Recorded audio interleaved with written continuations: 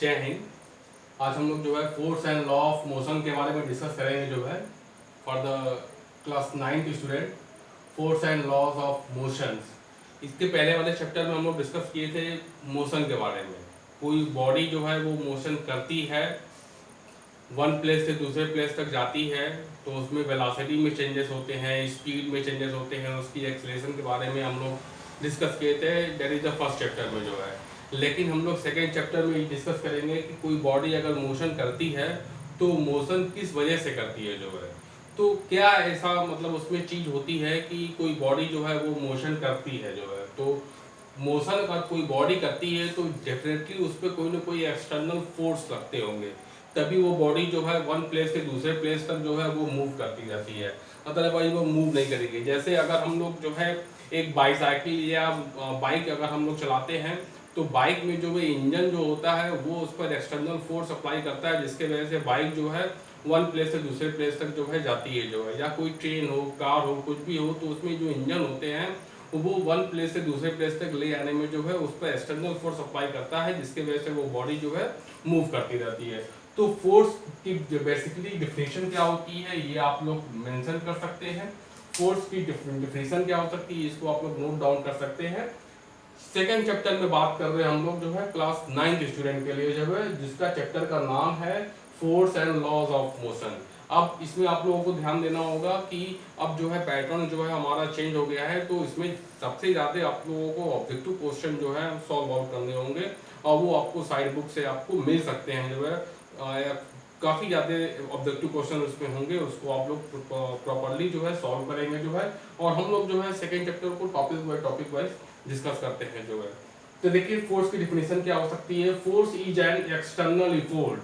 Force is an external effort in the form of the pushing, pulling, stretching, compressing etc which may a body at rest or stop a moving body or change the speed of a body or change the direction of a moving body or change the size and shape of a body। Force जो होता है वो एक external effort जो होता है, एक external effort होता है इन द फॉर्म ऑफ। वो एक्सटर्नल इफोर्ट किस किस के फॉर्म में हो सकता है, जैसे पुशिंग के फॉर्म में हो सकता है, पुलिंग के फॉर्म में हो सकता है, स्ट्रेचिंग के फॉर्म में हो सकता है, कंप्रेसिंग के फॉर्म में हो सकता है, बहुत सारे फॉर्म हो सकते हैं। विच मे मूव अ बॉडी, जो बॉडी को मूव करा सकती है अगर वो बॉडी रेस्ट पर है। अगर वो बॉडी रेस्ट पर है तो उसको मूव करा सकती है, अगर वो बॉडी मूव कर रही है तो उसको स्टॉप कर मतलब स्टॉप हो सकती है जो है। और change the speed of a body, या उस बॉडी की जो है स्पीड में चेंजेस हो सकते हैं। अगर चेंजेस हो रहे हैं स्पीड में तो जाहिर सी बात है हम उस पर एक एक्सटर्नल फोर्स अप्लाई करेंगे जो है।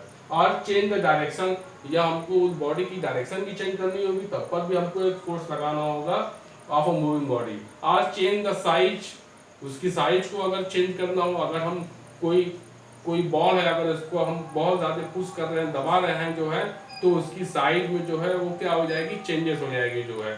उसकी साइड में चेंजेस हो जाएगी, दब जाएगी जो है। तो हम उस बॉडी पर जो है एक एक्सटर्नल इफोर्ट लगा रहे हैं, एक एक्सटर्नल फोर्स लगा रहे हैं जो इसकी साइज को चेंज कर सकती है, या उसके शेप को भी चेंज कर सकती है। शेप भी उसका बदल सकते हैं, शेप भी उसका चेंज हो सकता है। तो फोर्स की डिफिनेशन आप लोग यहाँ से नोट कर सकते हैं। This is the very important topic for the class 9 student. इसको आप लोग बहुत ध्यान से पढ़ेंगे जो है, और चूंकि इसमें ऑब्जेक्टिव क्वेश्चन इसमें टर्म फॉर्म में आएंगे तो वो आपको मेंशन करने होंगे जो है। तो फोर्स की डिफिनेशन हो गई कि force is an external effort in the form of the pushing, pulling, stretching, compressing which may a body at rest or stop a moving body or change the speed of a body or change the direction of a moving body or change the size and shape of a body। ये force की definition आप लोग note down कर सकते हैं जो है। इसको आप नोट कर लेंगे और अपनी कॉपी पर फेयर करेंगे जो है।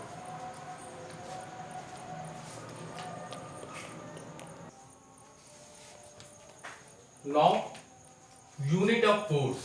फोर्स की यूनिट अभी हमने, फोर्स की डिफिनेशन हमने बताई आपको। अब आप यूनिट ऑफ फोर्स देखेंगे। Unit of force, unit of force, basically जो फोर्स की यूनिट होती है वो न्यूटन होती है। तो unit of force is a Newton. Unit of force is Newton.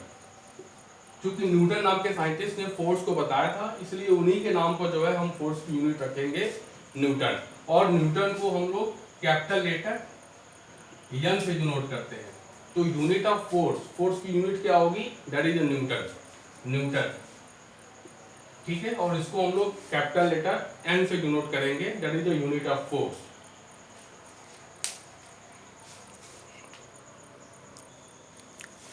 Now types of forces, forces कितने टाइप्स की होती हैं, फोर्स जो है वो कितने टाइप्स का होता है, टाइप्स ऑफ फोर्सेस। तो हम लोग यहाँ पर सीखेंगे there are two types of the forces. Force जो होते हैं वो दो टाइप्स के होते हैं। पहला जो होता है वो बैलेंसिंग फोर्स होता है और दूसरा जो होता है वो अनबैलेंसिंग फोर्स होता है। तो there are two types of the forces, balancing force and unbalancing force. तो हम लोग अब एक एक करके डिटेल में हम लोग सीखेंगे कि फर्स्ट में क्या होता है, बैलेंसिंग फोर्स के बारे में हम लोग डिस्कस करेंगे, उसके बाद जो है वो अनबैलेंसिंग फोर्स के बारे में डिस्कस करेंगे। तो now we can write the balancing force, now we can discuss the balancing force. Balancing force के बारे में हम लोग अब डिस्कस करेंगे जो है।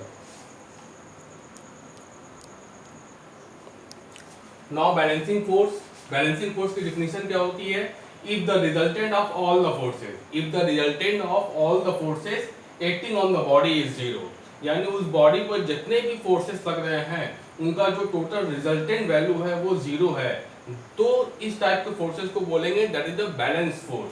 If the resulting of all the forces acting on the body is zero, the forces are called the balance force. For example अगर एक टेबल हम ले लें और एक टेबल ले लें और इधर से हमने जो है 10 न्यूटन का फोर्स लगाया और इधर से भी हमने जो है वो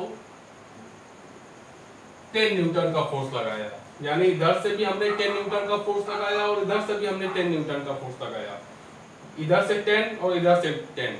तो इस पर जो नेट रिजल्टिंग फोर्स है, इस पर जो है नेट रिजल्टिंग फोर्स है वो कितना हो जाएगा, जीरो, जीरो होगा। तो एफ नेट की वैल्यू हम निकाल लेंगे जो है, एफ नेट इक्वल टू, मान लेते हैं ये वाला फोर्स जो है वो F1 का है और ये वाला फोर्स जो है वो F2 का है। इसकी डायरेक्शन आप देखेंगे ये इस डायरेक्शन में लग रहा है और ये इस डायरेक्शन में लग रहा है, तो इसकी डायरेक्शन चेंज है, that is the F1 minus F2।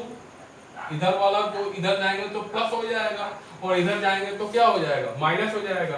तो F1 minus F2 that is F net, यही F नेट क्या है, टोटल रिजल्टिंग फोर्स है acting on the body.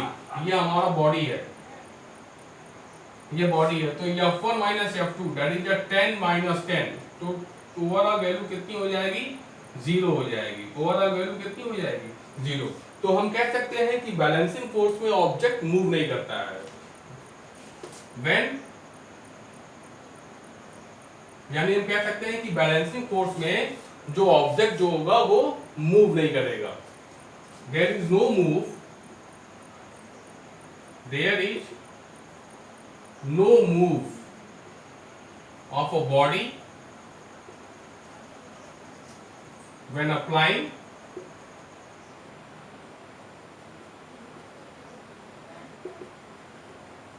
all the forces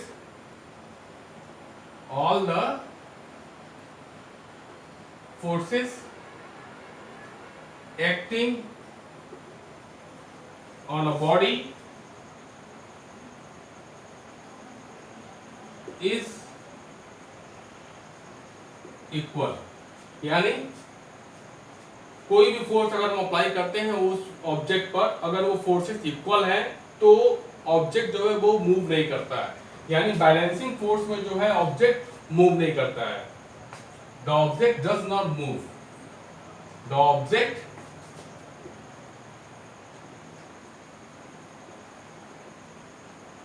does not move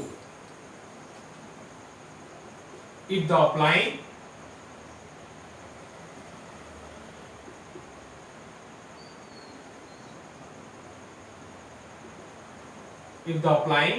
forces are equal।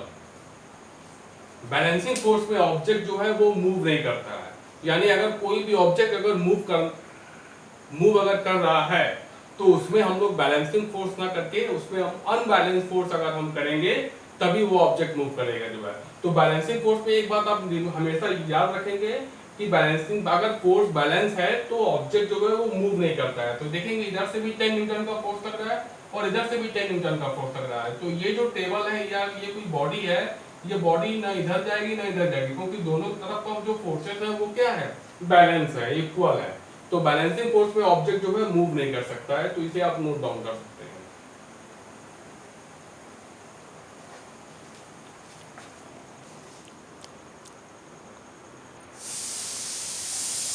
Now unbalance force. Unbalance force क्या होता है? If the resultant of all the forces, if the resultant of all the forces acting on the body,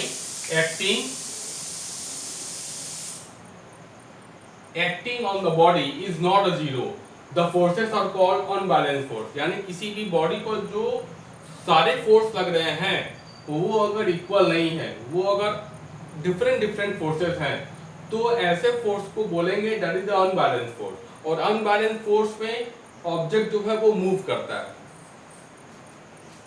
When applied the unbalanced force, then object is move। यानी एक point note करके कर सकते हैं आप, when apply unbalanced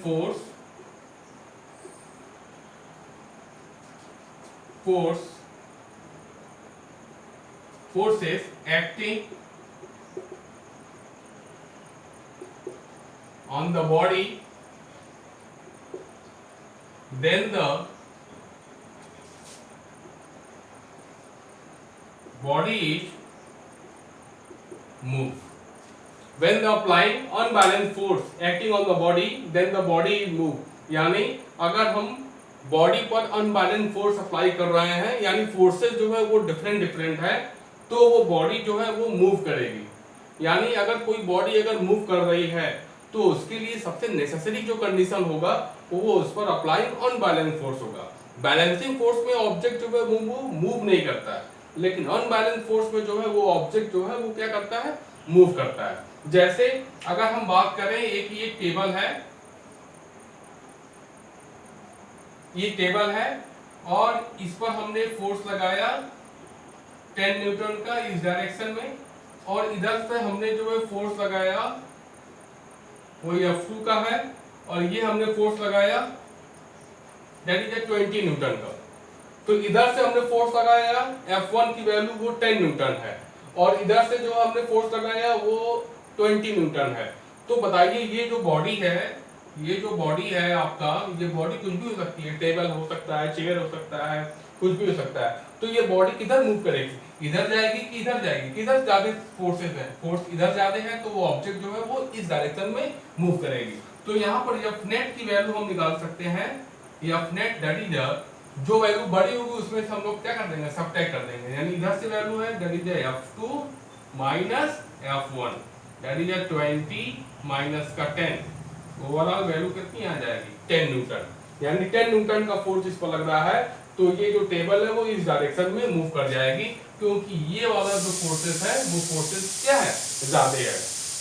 ठीक है, तो इस ऑब्जेक्ट पर जो ओवरऑल फोर्सेस लग रहे हैं क्या वो बैलेंस है?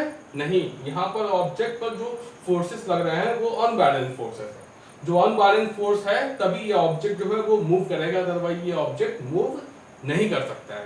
Thank you very much.